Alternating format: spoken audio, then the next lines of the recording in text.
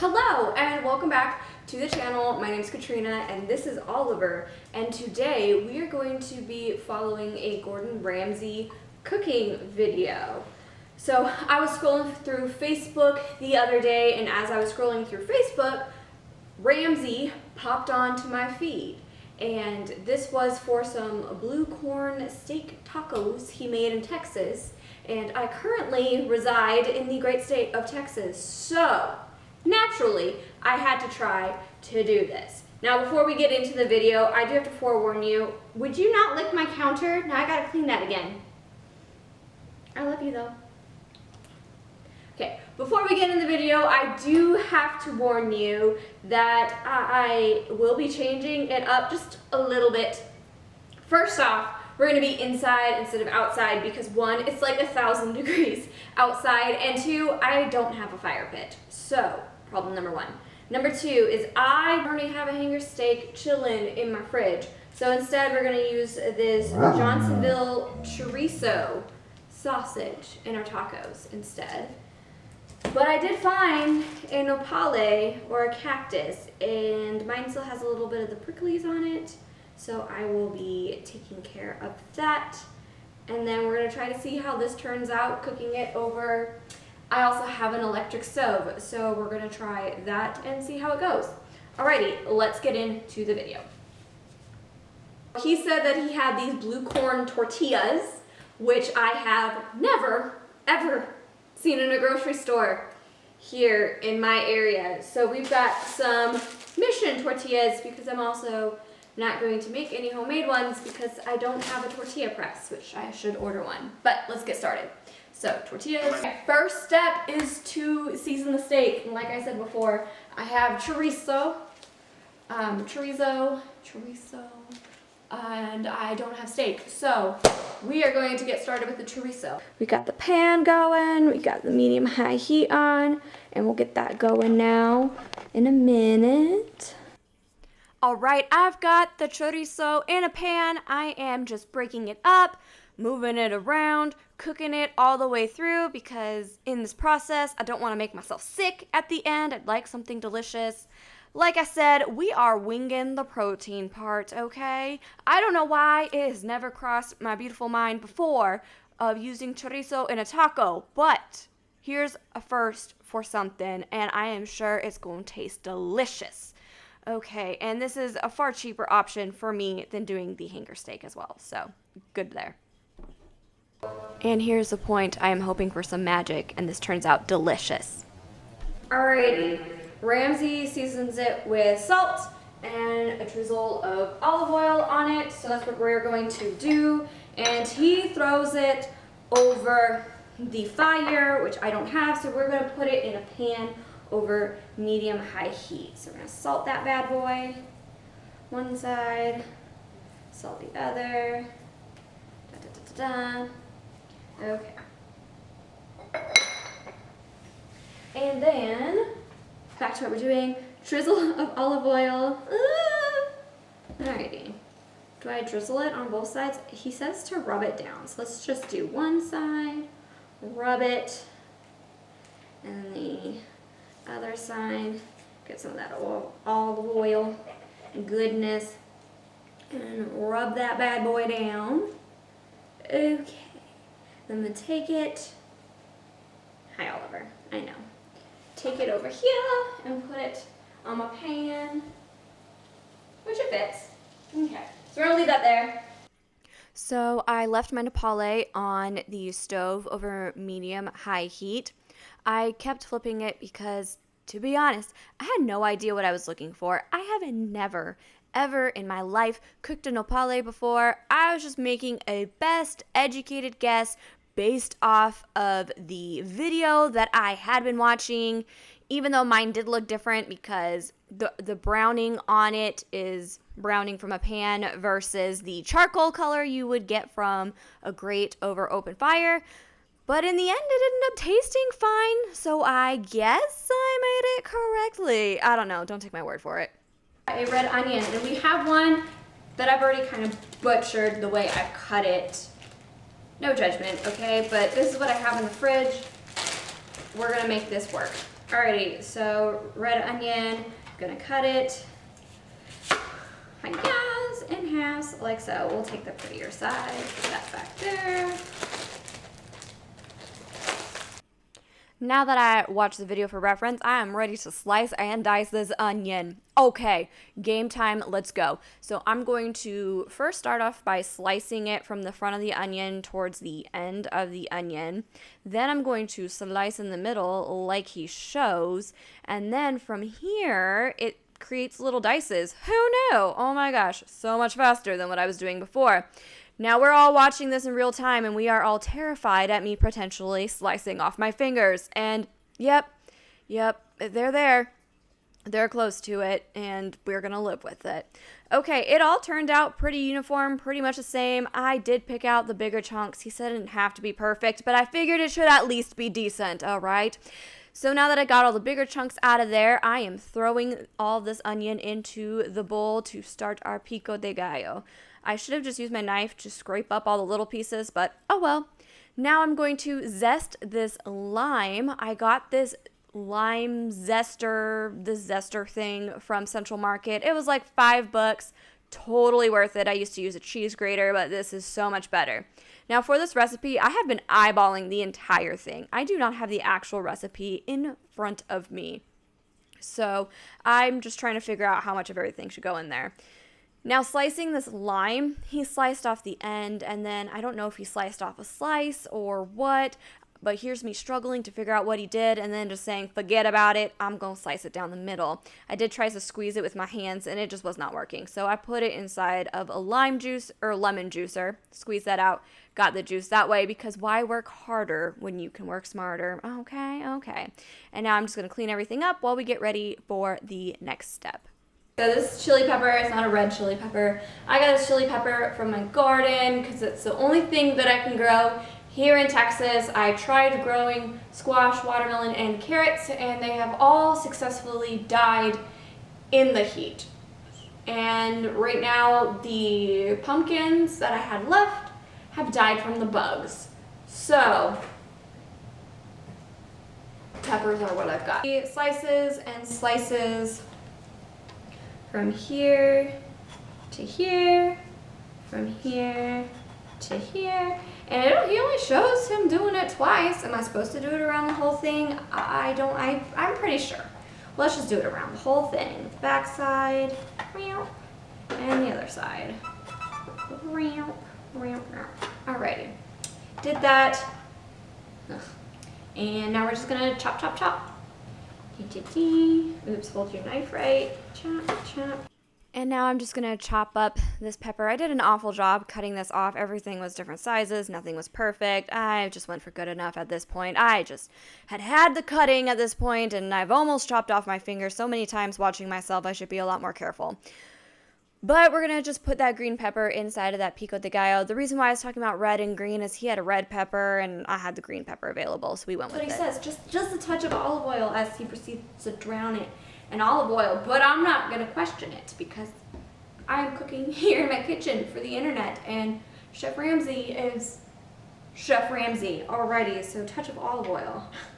Ugh, I think that was probably the same amount of touch as his. His probably has a bit of a better stopper. This one just has a gaping hole in the middle for everything to spill out, which is just beautiful. But anyways, we shall continue. Okay. It says we move on to the scallions. Let me rewind this a touch so I can get an idea of how many. Scallions. Okay, it looks like he's got about two of these bad boys, maybe 3. I'm going to take out 2. I think 2's enough. We'll see. Well, we'll eyeball it. There we go. Okay, so I'm gonna go through and just chop this through and leave the ends to be the ends. So we're gonna. And here I go, ready to slice this bad boy up. I did slice it up, and I gotta say, it was a hot mess, okay? Everything was different sizes. It was just awful. I am so glad from this camera angle you could not see how bad each of those slices is. Cilantro. Beautiful. Green cilantro. He says to take the cilantro What the heck is up with my cilantro? Roll the top around. Is your bunch as big as mine? Because mine is quite large. I'm just going to pull this out. Not aesthetically pleasing enough for me. Chop it once and don't go. Okay, so he says to chop it once, don't go over it multiple times, otherwise it ruins the cilantro taste. I have no idea. I'm just trying to follow the directions and eyeball it and do it all right. So now that I have this big old pile of cilantro, I'm going to add it. So I'm adding it to my bowl. Here's me just complaining about how I can never pick up my pile of cilantro in one go, but he picks it all up in one go. So, you know, it is what it is. We got it all in there in the end. It just took me a couple more steps. Now he has us add in more olive oil. So I, just pour that thing in because glug glug, why not? Next up, we've got this tomato, and at this point, I'm thoroughly confused because the way he cuts up and dices up this tomato is completely different than the way I do. It's partially my fault, though. He's got a Roma tomato. I've got this Costco on the vine tomato. I have no idea what the name of it is, but eventually, I kind of figure out what he's doing. I've been making up how I cut stuff for years now, and it's only recently that I've started watching videos to learn how to do it properly. So he cuts off one side of the tomato and then slices all the way through. After he slices it, he takes off the two end pieces and puts them aside. Then he slices it down. We've got these beautiful 3 little strips. And then from here, he slices it the other way, and that creates a beautiful diced tomato with the seeds. Who knew? I usually do it completely different, and maybe one day I shall show you. But look at that. I almost chopped off my fingertip. Oh my goodness. Why does anyone trust me with a knife? Why? At this point in the video, he puts the tomatoes inside of the bowl with our onions and with our cilantro. I have no idea if he salted at this point. I'm pretty confident he did not, so I also have not. Again, still confused because I'm just kind of going off the video. I then get a spoon so that we can gently toss it all around, that olive oil, the lemon, oh my gosh, the lime. And here I'm talking about how I like to buy the already minced up garlic from Costco because I'm lazy. I don't know. There's no explanation for it. I should have just put some fresh garlic into there because it's beautiful, fresh. Look at all those colors, but Alrighty, so now we are going to add in that garlic. Again, I have no idea how much he adds in. The Italian in me, I love garlic. Garlic is delicious, so I had to really hold back on this part. Okay, which, to anyone who's ever made a nopale before, you're like, oh my gosh, you just murdered it! I apologize in advance. I've never cooked one before. Nevertheless, over the stovetop, completely against the directions in which I was given. I'm usually pretty good at following them. However, right now it's just proof to sometimes I like to go off the beaten path, live life a little dangerous, if you will. Okay, so nopale, we're going to slice it. And I will do it. Here we go. Me slicing this up. I did it super slowly. It took me a while to cut my knife all the way through because I am, what can I say? I am me. Here we go, reslicing the spot that I missed. And then he does it into strips, and then I switched the direction and did it into strips facing the other direction. And again, I have to cut through things like 2 or 3 times because I'm just the worst. There's no other explanation for it. Then I put the nopale inside of our pico de gallo, and I will give that a little toss here in a minute. More olive oil. You got it. Heart healthy. Okay, a touch more olive oil. I did more than a touch, but we're gonna do that. Okay, now we need an avocado, or as I like to call it, an avocado. So stick that sticker right on there. Actually, I'm gonna go stick it over here. Okay, avocado. We are going to cut it around, break it open, and then slice it. So before I do that, I'm gonna go wash this knife off. We're going to take it and go all the way around, hopefully not slicing off any fingers. Twist it. Now, Chef Ramsay's already has the beautiful skin off, and watching Beat Bobby Flay, I think is where I saw it, you can use a spoon to peel off the skin, and it works nicely. Grabbing a spoon, sticking it between the skin and the insides, and as long as your avocado is perfect and not too ripe, it should work. And it should come out beautiful. Except for if it's me doing it, it's not going to, because why would it? That would be ridiculous. Okay, got it out of its shell, and then we just slice. Here's me slicing through the avocado. After you slice through your avocado, you then fan it out. Now that I've finished warming up my tortillas, we are going to assemble.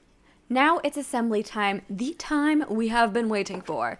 You start by layering the pico de gallo on the bottom of the taco. I did an extremely generous spoonfuls of pico de gallo on it. It just looks so fresh and beautiful, and I know the chorizo is going to be quite heavy and a little bit more greasy, so that's why I did more veggie to meat ratio. Whether that's right or wrong, I don't know.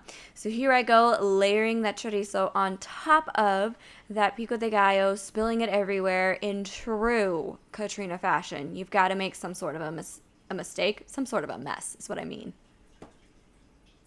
After doing the chorizo, he then has you put more pico de gallo over the top of it. So that's what I'm doing here. This time I'm being a little bit more sparing than I was the first time with the pico de gallo, but it just looks so pretty. I had to put it on top. Next up, you then put the avocado on top. He did 3 slices each, and that is exactly what I did. And I tried to fan them out all pretty like, but as you can see, my claw marks are all on top of there. He then does a spread on top. I don't know what it is, so I just decided to do some sour cream and some lime juice over the top and call it good. So first, sour cream. Daisy sour cream, my favorite. Gotta put that over the top. So I just spread that out the best that I can. I am making this for myself, so I wasn't afraid of having my own, fingers in there. Then I squeezed the lime. Why didn't I use the juicer? I have no idea, but I did it. Next, he then tops it with some more cilantro. So what he does is he just pulls some off the top, slices it through once, and then bam, throws it on top of there. So that is what I'm going to do as well. Here we go. Bunching it up, rolling it up a little bit. I'm going to slice it through once because now I'm a pro. I've done it once. And bam, throwing it on there like Emeril Lagasse, ready to go. Okay, we're ready. And there we go. These tacos that Ramsay made, they're my own version. I don't have the blue corn tortillas or the hanger steak, but thank you so much for watching this video. I hope you thoroughly enjoyed it. Press the thumbs up button, leave a comment on your favorite taco recipe, and go ahead and subscribe. I look forward to hearing from you guys. Bye.